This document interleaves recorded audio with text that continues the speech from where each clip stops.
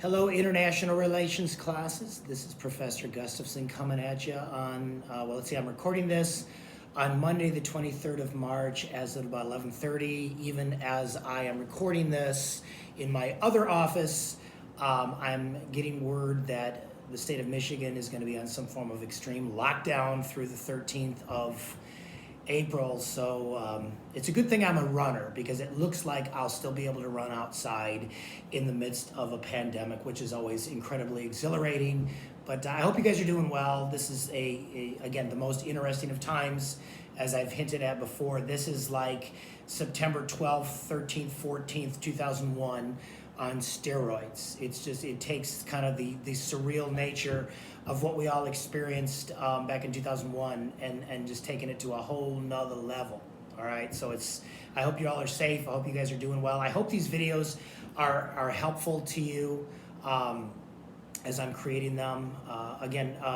Just stay tuned here on Canvas and I'll keep posting these. My goal is to do a bunch of these today, but I'm going to resume in chapter 7 and beginning on slide number 30. So if you want to follow along with me, you're welcome to, or at least you can review this. But we're talking about different components of the United Nations, and we're on the topic of the World Bank. And the idea of the World Bank, it was created at the end of World War II as the UN kind of fired up to help rebuild Europe and countries that were basically decimated after World War II. And if you think of Germany, if you think of Italy, again, any of these countries on continental Europe in 1945, 46, they were just totally obliterated. And so they didn't have any kind of resources. Again, government had broken down. Basically all of the infrastructure collapsed, and so they needed some sort of funding to do that. And so that's why the World Bank was created. It has shifted gears in more of our era from the 1960s on, is that it has become basically a way to help. It's again, the UN has interpreted as a way that developed countries can help developing countries that are not able to compete in the global marketplace to kind of compete. They're trying to level the playing field. And so many times they take resources from developed countries. And again, developed countries who contribute to the World Bank have, like for example, the United States, which typically contributes about 17% of the World Bank's funding, they have also a 17% control in voting. So in other words, to the degree to which you give is the degree to which you have basically a voice in determining where that money goes. And so you can kind of take a look at that in your textbook. If you go to slides number 31 and 32, it talks about the year 2000 initiative by the UN called the Millennium Development Goal. And so the World Bank is trying to do the following. It's trying to eradicate poverty and hunger. Again, the logic of it goes something like this. If developing countries are hungry, if developing countries are in poverty and their system is broken down, you're most likely going to have war and chaos. You're most likely going to have the rise of warlords and factions because, again, just the base infrastructure of that country is broken down.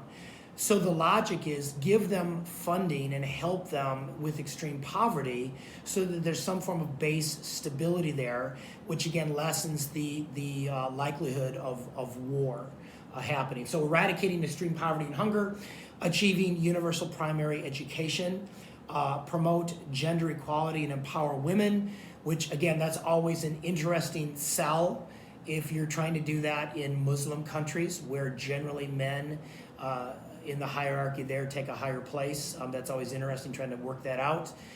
Trying to reduce child mortality, improving maternal health, combating HIV, AIDS, malaria, other diseases, ensuring environmental stability and sustainability, and then some form of a global partnership for development. Again, part of the logic is these countries are so poor that without outside help, they cannot develop themselves. Okay, so we're going to talk about two competing ways of addressing poverty. Again, one idea is that, listen, these countries, unless there's outside intervention, unless there's some form of outside help, there is no way that they're ever going to be able to dig themselves out. And then there's another logic that says, listen, don't do anything. Allow them to look at other countries that have been developed and begin to challenge their own people to compete in the global marketplace. In other words, instead of pumping money into systems and structures that generally it doesn't always work, basically allow the free market to challenge them and to develop their own unique industries and compete globally. So if you look at slide number 33, and I encourage you to watch both of these videos. Again, if we had a class, we'd actually do this. But there's two different lines of logic. One is with Jeffrey Sachs, the Harvard economist, and he says that, listen, the free market's not going to help these countries, that we need to basically take money from developed countries and send them in to these developing countries. In other words, give them aid. That's how they develop. And again, he partnered with Bono, the lead singer of the band U2. I don't know if any of you are in U2 or into the band U2, but again, they were a big phenomenon in the 80s when I was in high school, and in the 90s, not so much anymore, but pretty good music. But anyway, there's a really good video that I posted there. It's in the PowerPoint. It's a YouTube where it's an interview with both Bono and Jeffrey Sachs, and you can kind of hear their argument. Again, the logic they have is we need to send money to them or else they're not going to make it. The counter argument is by Jeff Easterly, again, another economist, and his argument is the IMF and the World Bank has a really bad record in assisting development. Is that if you basically pump in billions and billions of dollars in developing countries in Africa and other parts of the world, it's utopian. It's not going to work. And so I encourage you to watch that video as well, and kind of you can hear the logic of both of them. If you go to slide number 34, you'll see the distribution of global poverty by region. Again, this is where Jeff Easterly's logic kicks in, okay? If you look at, again, the percentage of population of people in the world living at $1.25 per day or less, okay? And it shows Europe and Central Asia, the Middle East, North Africa, Latin America, the Caribbean, East Asia, the Pacific, South Asia, Sub-Saharan Africa, and the world, okay? It's interesting. The disparity comes in if you look at East Asia and the Pacific in 1990, 58% of that area of the world was basically living in poverty. And then what they did and what the leaders of many of these countries, again, think South Korea, Vietnam, some of these other countries, basically they chose to not take aid, but basically they protected their industries from global competition, again, in the form of subsidies or whatever. And so they allowed their industries to begin to develop, begin to start basically making their own way in the global marketplace. And basically they learned to compete on their own. And if you look at, again, 58% of that part of the world was in poverty in 1990. You look in 2011, in that chart there, you'll see only 7.9% of that part of the world is in poverty. So again, remarkable in the last 30 years by adopting the free market, by choosing to not accept aid, but basically to kind of go it alone themselves and learn how to compete. They dug themselves out of poverty, and now they're basically, it's a force to reckon with in the world. Compare that with, look at Sub-Saharan Africa, okay? In 1990, 56% of that part of the world was in poverty. They pumped billions and billions and billions of dollars of aid into Sub-Saharan Africa. Again, the logic of Jeffrey Sachs and Bono. So 56% of the world there was in poverty in 1990. Fast forward to 2011, again, 21 years later, I guess, 46% is still in poverty. So in other words, the logic of Jeff Easterly seems to prevail, is that if you can somehow, and again, part of this is you probably had a better infrastructure in South Korea, you probably had a better infrastructure in Vietnam and some of these countries than you did have in Sub-Saharan Africa, but nevertheless, they were both in poverty in 1990. In Africa, it's been harder, but again, you pumped money in and nothing changed. And so you can kind of see that logic. Again, I strongly encourage you to watch both of those videos. So if you go to the slide on slide number 35, talks about the challenge of development. They talk about the north-south development gap, okay?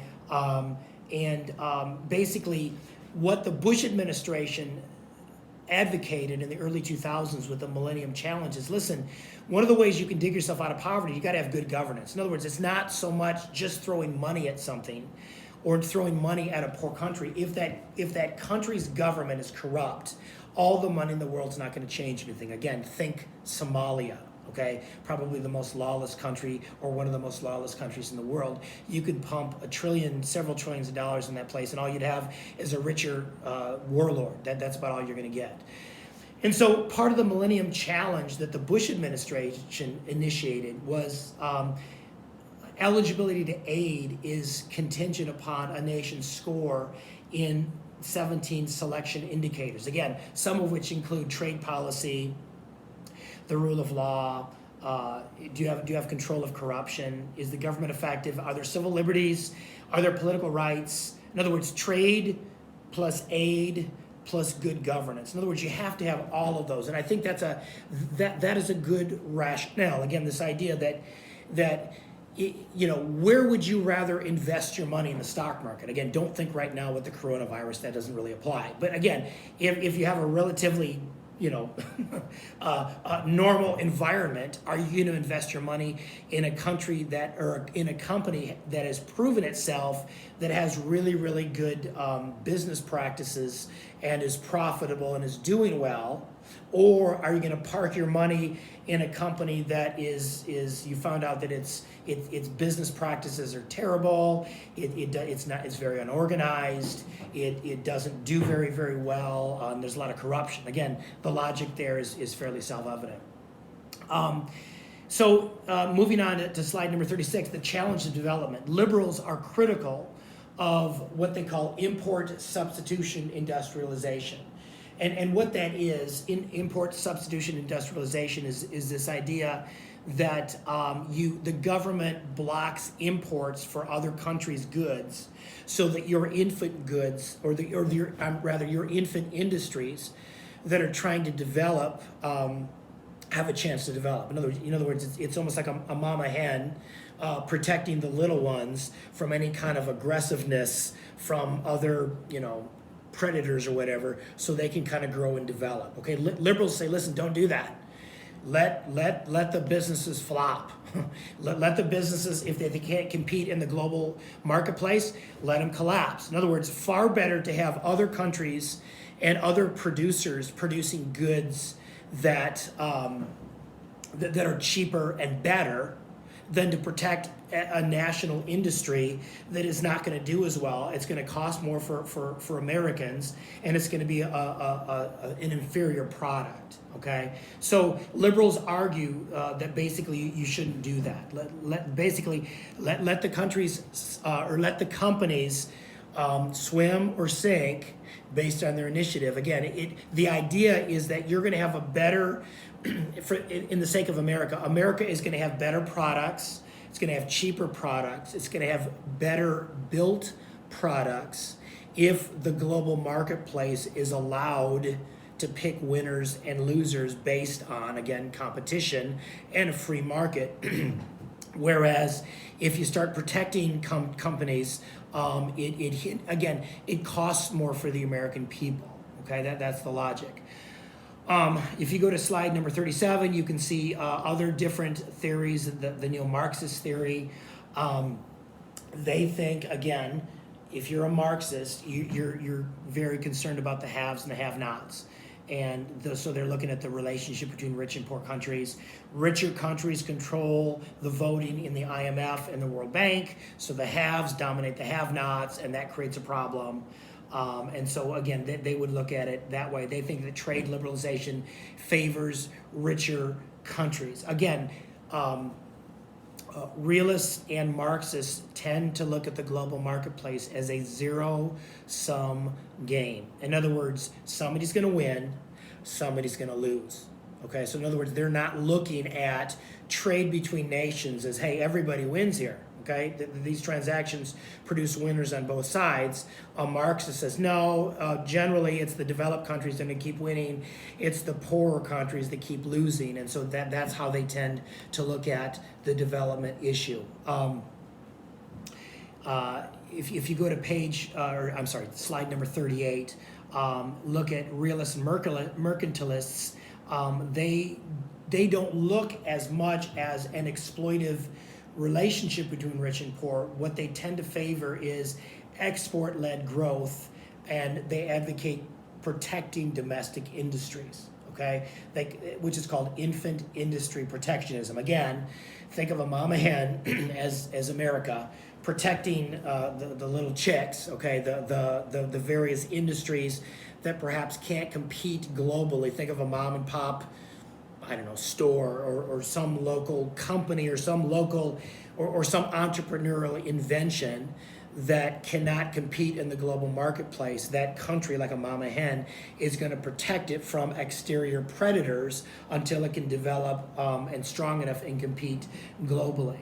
Okay, so a realist would say, listen, we think our paradigm works best and the logic of development works best because, again, look at Japan, look at Taiwan, look at South Korea, look at China, look at some of these countries in Southeast Asia that basically they did the exact same thing. They protected their infant industries until they got strong enough to basically go it alone in the global marketplace. In other words, if you don't protect your industries initially, there's no way they're ever going to start developing, okay? So let's shift gears here. Let's talk about, actually, you know what? I'm going to close right now, and I will resume in slide number 39 in the next video. So I'll see you soon. Take care.